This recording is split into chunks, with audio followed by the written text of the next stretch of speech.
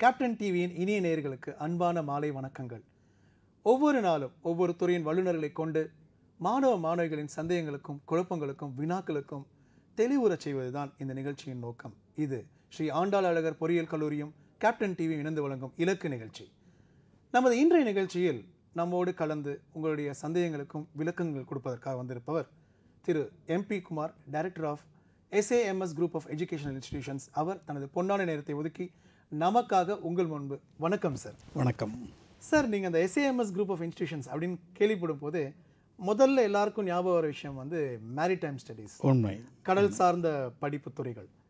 Marine engineering அப்படிங்கிற course வந்து முன்னாட்களில் பிரபலமாக இல்லாட்டியும் கூட இப்போ வந்து அது தெரியாதவங்களே இருக்க முடியாத அளவுக்கு அவ்வளோ பாப்புலராகவும் இருக்குது, அதிக வரும்படி வரக்கூடிய ஒரு துறைங்கிற பிம்பமும் இருக்குது. உண்மை.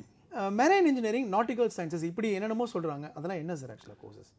கப்பலில் வந்து 3 விதமான ஆக்டிவிட்டீஸ், நடவடிக்கைகள் இருக்கிறது. ஒன்று என்னன்னு கேட்டிங்கன்னா டெக் சைடில் இருக்கக்கூடிய ஆப்ரேஷன்ஸ். டெக் சைடுன்னா கப்பலின் மேல் தளத்தில் நடக்கக்கூடிய ஆப்ரேஷன்ஸ். அடுத்தது இன்ஜின் ரூம், கப்பலை செலுத்தக்கூடிய இன்ஜின் ரூமில் நடக்கக்கூடிய ஆக்டிவிட்டீஸ். அடுத்தது சலூன் ரேட்டிங் அல்லது ஹாஸ்பிட்டாலிட்டின்னு சொல்லலாம். நமது இதில் மேல் தளத்தில் டக்கில் நடக்கக்கூடிய அந்த நடவடிக்கைகள் என்ன சொல்லுவாங்கன்னு சொன்னால் நேவிகேஷன் ஆர் அது துறை சம்பந்தப்பட்ட படிப்புகள் எடுத்துட்டிங்கன்னா நாட்டிக்கல் சயின்சஸ். நாட்டிக்கல் சயின்ஸ் சம்பந்தப்பட்ட படிப்பு படித்தவர்கள் டெக் துறையில் வேலைக்கு போய் இன்ஃபேக்ட் கப்பலில் வந்து கேப்டன் லெவலுக்கு ரீச் ஆக முடியும். Head top most post is the captain of the ship சொல்லுவாங்கல்ல, is the top most post. அதை ரீச் ஆகிறதுக்கு டெக் சைடு சம்பந்தப்பட்ட நாட்டிக்கல் சயின்ஸ் சம்பந்தப்பட்ட கோர்சஸ் பண்ணி அந்த லெவல் ரீச் ஆகலாம். இன்ஜின்கிறது வந்து நார்மலாக உங்களுக்கு தெரிஞ்ச மாதிரி இன்ஜின் ரூம் அண்ட் சிஸ்டம்ஸ் இருக்குது. கப்பலில் வந்து ஏர் கண்டிஷனிங் சிஸ்டம் இருக்குது, தென் உங்களுக்கு வந்து வாட்டர் ட்ரீட்மெண்ட் இருக்குது, அப்புறம் வந்து அதர் சிஸ்டம்ஸ் மெயின்டைன் பண்ணுறதும், இன்ஜின் ரூமை வந்து மெயின்டைன் பண்ணுறதும், இன்ஜினை செலுத்துறதும் இன்ஜின் சைடில். இன்ஜின் ரூம் எப்போதும் பார்த்தீங்கன்னா கப்பலுடைய கீழ்த்தளத்தில் மெரைன் இன்ஜினியரிங். இதை பற்றி நிறைய பேசினா ஒரு காலர் லைனில் ப்ளீஸ். ஹலோ, வணக்கம். ஹலோ, வணக்கம். உங்கள் பேர் என்ன, எங்கேருந்து பேசுகிறீங்க? மணிமாறன் சார். மணிமாறன், உங்களுடைய டிவி வால்யூமை மியூட் பண்ணிட்டீங்களா? மியூட் பண்ணிட்டேன் சார். பண்ணிடுங்க. மணிமாறன், உங்கள் கேள்வி என்னென்ன திரு MP குமார் இருக்காரு, அவர்கிட்ட கேளுங்க. சார் வணக்கம் மணிமாறன். வணக்கம் சார். சொல்லுங்க. 180 சார். என்னங்க? 180 சார் கட் ஆஃப். ஓகே. அதான் கவர்மெண்ட் காலேஜ் ஏதாச்சும் கேம்பஸ் இருக்காம நல்ல காலேஜா கிடைக்குமா சார்? நீங்க முதல்ல எந்த கோர்ஸ் வேணும்? மெக்கானிக்கல். அதாவது கட் ஆஃப் 180 இருக்கு, மெக்கானிக்கல் கிடைக்குமா, கவர்மெண்ட் காலேஜ் கிடைக்குமாங்கிறது உங்களுடைய கேள்வி. இதில் 2-3 விஷயங்கள் நம்ம யோசிக்கணும். முதல் சமாச்சாரம் என்னன்னு சொல்லி கேட்டிங்கன்னா, இந்த வருஷம் ரேங்க் லிஸ்ட் இன்னும் அனௌன்ஸ் பண்ணலை.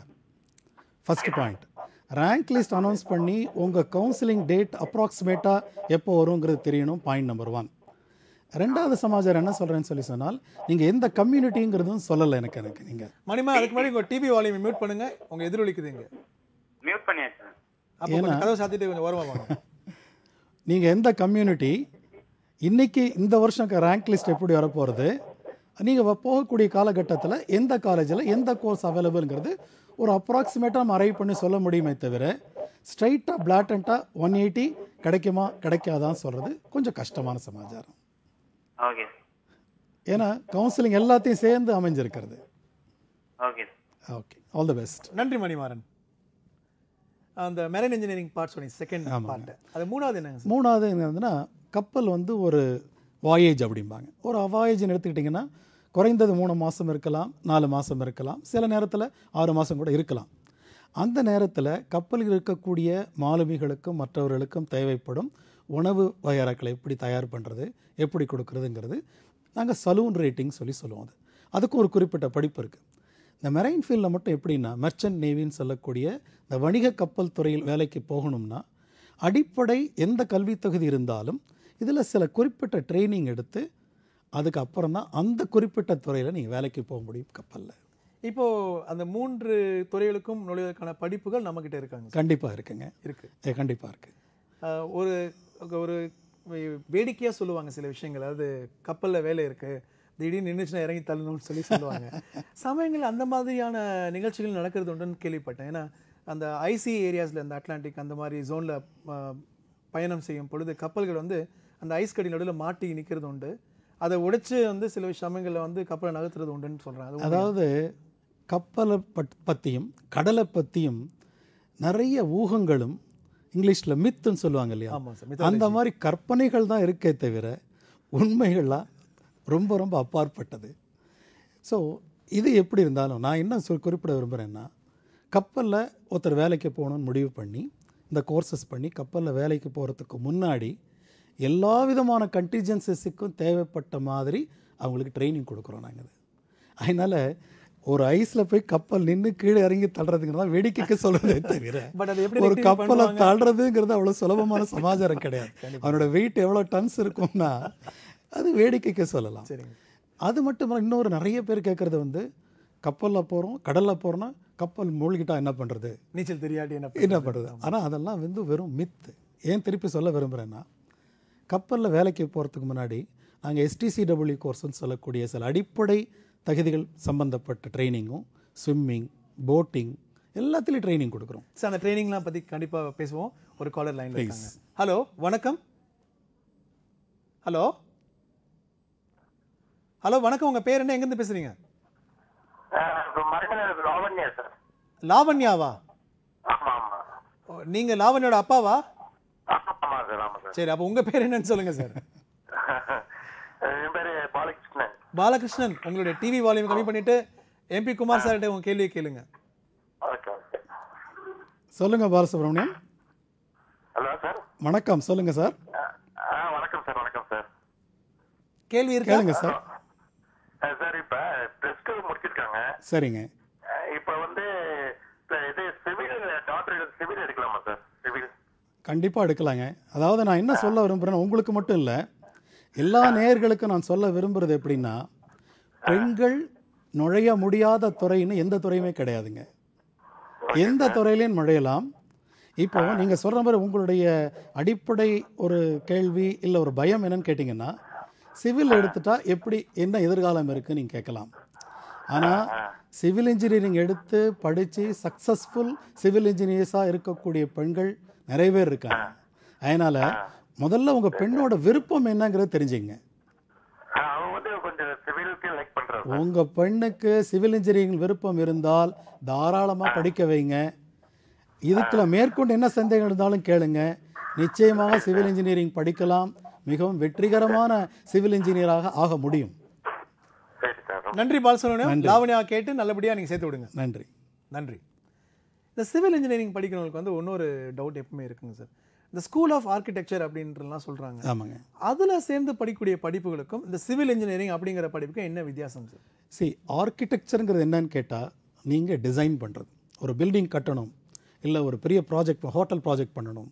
ஆனால் அதுக்கு ஆர்கிடெக்சர் படித்தவங்க they will give the design. அது வந்து இன்னும் ஒரு படி மேலே என்ன சொல்லுவாங்கன்னா, ஐசோமெட்ரிக் டிசைன் சொல்லிட்டு ஒரு கட்டி முடித்தவுடன் ஒரு ஹோட்டலோ ஒரு ப்ராஜெக்டோ கட்டி முடித்தவுடன் எப்படி இருக்குமோ அதை அப்படி விஷுவலைஸ் பண்ணி காமிப்பாங்க. ஒரு 3 dimensional. Yes. Plus minute details ஒவ்வொன்றும் எப்படி இருக்கிறது இதை வந்து விஷுவலைஸ் பண்ணி கன்செப்டுவலைஸ் பண்ணி டிசைனாக கொடுக்கறது ஆர்கிடெக்ட்ஸுடைய வேலை. ஆனால் அதை எக்ஸிக்யூட் பண்ணுறவங்க சிவில் இன்ஜினியர்ஸ். அதனால இதெல்லாம் அனலைஸ் பண்ணி ஆமாம். அதனால இவங்க வந்து டிசைனர்ஸ், ஆர்கிடெக்ட்ஸ். எக்ஸிக்யூட்டர்ஸ் யாருன்னு கேட்டிங்கன்னா சிவில் இன்ஜினியர்ஸ். இதே மாதிரி உங்களுடைய மெரைன் சைட்லேயும் ஆர்கிடெக்சரல்ஸ் இருக்காங்களா? நம்ம படிப்புகள் இருக்குது. டெஃபினட்டாக இருக்குது. ஒரு கோர்ஸ் இருக்குது, BE 4 years course called naval architecture இருக்குது. ஸோ நேவல் ஆர்கிடெக்சரில் ஒரு ஷிப் பில்டிங், கப்பலை எப்படி கட்டுறது, அதனோட இன்டீரியர் டிசைன்ஸ் எப்படி பண்ணுறது, ஒரு செப்பரேட் சப்ஜெக்டே இருக்குது ஆஸ் நேவல் ஆர்கிடெக்சர். இது வந்து நேருக்கு ஒரு புதிய தகவலாக இருக்கும் சார். உங்களுடைய எக்ஸ்பீரியன்ஸில் இன்ஜினியரிங் காலேஜஸ் எல்லாமே நீங்கள் நடத்திட்டு இருக்கீங்க, கண்காணிச்சுட்டு இருக்கீங்க. என்ஜினியரிங் குரூப்ஸ் அப்படின்னு எடுக்கும்போது மாணவர்கள் எப்பவுமே வந்து ஒரு 4-5 வகுப்பில் தாண்டி போகிறதே இல்லை. ஏன் அப்படி சார்? அது காரணம் என்னென்னா, எக்ஸ்போசர் ஒன்று. ரெண்டாவது, நாம் வந்து சுயமாக நினச்சி முடிவெடுக்கிறது கிடையாது. ஆக்சுவலாக பொதுவாக என்ன சொல்லுவாங்கன்னா, children are the dream of their parents அப்படிம்பாங்க. ஆனால் ஃபார்ச்சுனேட்டாவோ அன்ஃபார்ச்சுனேட்டாவோ பேரண்ட்ஸோட ஆஸ்பிரேஷனை they are thrusting up on the children. ஒன்று.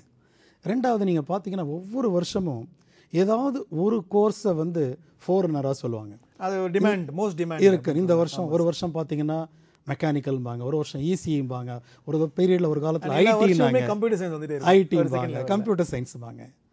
நான் சொல்ல விரும்புகிறது என்னென்னா, பொதுவாக எல்லா இன்ஜினியரிங் கோர்சஸுமே நல்ல கோர்ஸ் தான், அருமையான கோர்ஸ் தான். இதில் எந்த விதமான மாற்று கருத்தும் கிடையாது.